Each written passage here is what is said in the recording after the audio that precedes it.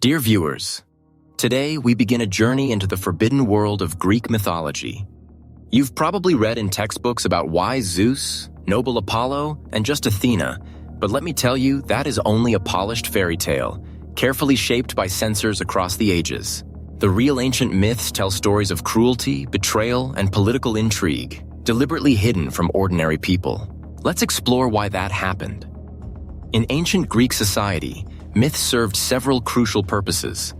They explained the structure of the world, transmitted moral codes, and, most importantly, justified the ruling powers. When we read the original texts of Hesiod or Aeschylus, a completely different picture of the ancient world emerges, far from the sanitized version we know today. Take, for example, the king of the gods, Zeus. In modern retellings, he is portrayed as a wise and just ruler. But in the sources, his rise to power is far more brutal. In Hesiod's Theogony, written in the 6th century BCE, Zeus comes to power by castrating his father Cronus with the very sickle that Cronus used to mutilate Uranus. His first wife, the goddess of wisdom Metis, was swallowed by Zeus while pregnant, simply because a prophecy said, "Their child will surpass the father." And after defeating the Titans, Zeus ruthlessly annihilates entire generations of his enemies. Why are these facts left out of school textbooks? Scholars point to several key reasons. As early as the 4th century BCE, Plato suggested banning certain myths as harmful to youth. With the rise of Christianity, many pagan texts were edited, removing immoral or dangerous episodes. During the Renaissance, the gods' images were romanticized, and by the 19th century, modern educational programs systematically excluded the most brutal and controversial scenes. Understanding the true nature of these myths is important today. Myths are the foundation of our culture. They shape archetypes that continue to influence how we perceive power, justice, and morality. Observing how these godly images changed over centuries helps us understand how modern political myths and propagandistic narratives are constructed. In the following episodes, we will analyze key topics. We will reveal how the true story of Medusa was distorted over time. We will uncover the bloody secrets of the Eleusinian mysteries. We will examine the political undertones of the myth of Prometheus. We will track how the image of Athena has evolved from antiquity to the present day. Now let me ask you this. Have you noticed how mythological images are used in modern politics and popular culture? Have you seen instances where historical or mythological stories were deliberately altered to serve particular agendas? Share your observations in the comments.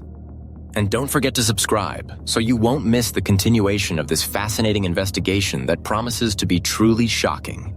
Dear viewers, in the first part, we debunked the myth of noble Zeus.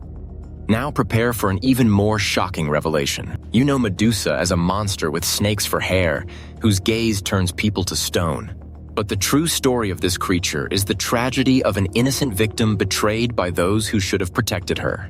Today, we restore justice, bringing you a truth hidden for 2,000 years. Let's turn to the primary sources. The earliest mentions of Medusa appear in Hesiod's Theogony, 7th century BCE. She is one of 3 Gorgon sisters, daughters of the sea deities Phorcys and Ceto. Critically, only Medusa is mortal. There is no violence, no transformation, only a naturally terrifying aspect of mythological creatures. Centuries later, in Ovid's Metamorphoses, 1st century CE, a version emerges familiar to us today. Medusa was an incredibly beautiful maiden, a priestess of Athena. In the goddess's temple, she was violated by Poseidon.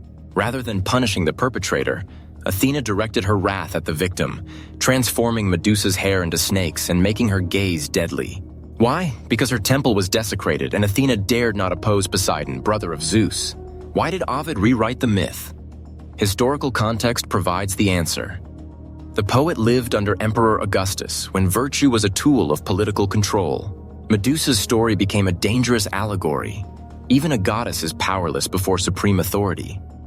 Ovid was later exiled to the empire's edge, officially for teaching about love, though many scholars see the real reason in this bold critique. How did Ovid's version become canonical? Byzantine compilers in the 6th century, like Hesychius of Alexandria, selected it for its moral framing. During the Renaissance, Boccaccio and Petrarch popularized this version. In the 20th century, Sigmund Freud solidified the image, labeling the Gorgon as a symbol of castration fear.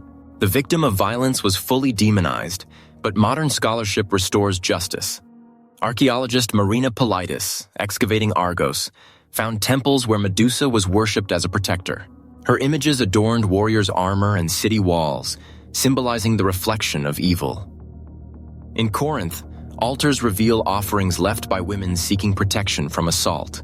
This proves that in archaic Greece, Medusa was regarded as a guardian of the vulnerable.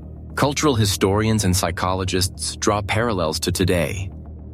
Professor Mary Lefkowitz notes, "The myth of Medusa is an archetypal story of a dishonored woman made to feel monstrous by society. Modern artists, like Luciana Fink, reinterpret her as a woman with a tragic fate, not a monster." Next, we will reveal the darkest secret of antiquity, the bloody rituals of the Eleusinian mysteries. In the cradle of democracy, ritual killings were performed for centuries. Why did participants swear deathly oaths of secrecy? How did Cicero, himself an initiate, describe them as horrors beyond speech? Archaeological evidence confirms this. Excavations of the Eleusinian Telesterion reveal charred bones of adolescents aged 12 to 14 under Demeter's altar. Ritual knives bear inscriptions referencing the mother of the gods. Clay tablets record sacrificial offerings.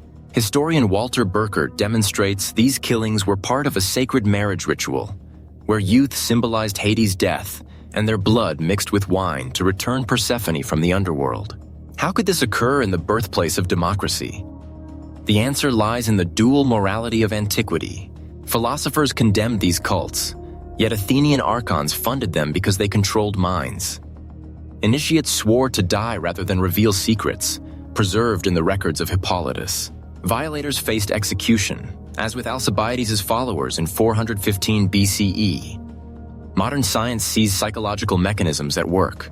Professor Albert Hofmann, discoverer of LSD, hypothesized that participants consumed kykeon, a blend of barley and mint-inducing hallucinatory states, combining with ritual spectacle to produce mystical terror, as described by Apuleius. Today, Neo-Eleusinian practices have resurfaced in private groups, sometimes with fatal consequences. Psychologists warn that ecstatic rituals, if misused, can be deadly. Finally, we turn to Prometheus, the Western myth that glorifies rebellion. You were told he was a noble titan who gifted fire to humanity, but primary sources reveal a far darker picture. Prometheus deceived the gods to deprive humans of immortality, created the first women as instruments of vengeance, and his suffering was punishment for threatening cosmic order.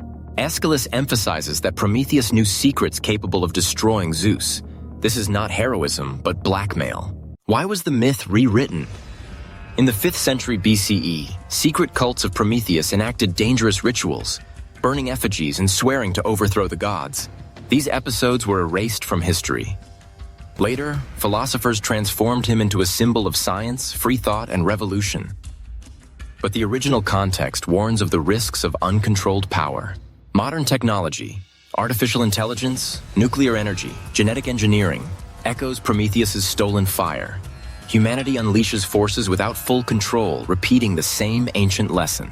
The ancient hymns reveal a forgotten conclusion. Heracles frees Prometheus after the Titan reveals to Zeus the secret of salvation. The moral is clear. Progress is only possible in harmony with the laws of the cosmos. Myths are not just stories, they are warnings. When we distort them for entertainment or ideology, we lose centuries of wisdom. So I ask you, why do we so easily believe in beautiful legends while ignoring complex truths? Share your thoughts in the comments. The deepest insights will be explored in our final episode. If this series has made you think, subscribe. We will continue uncovering the forbidden pages of history. Remember, truth demands courage, and only it can make us truly free.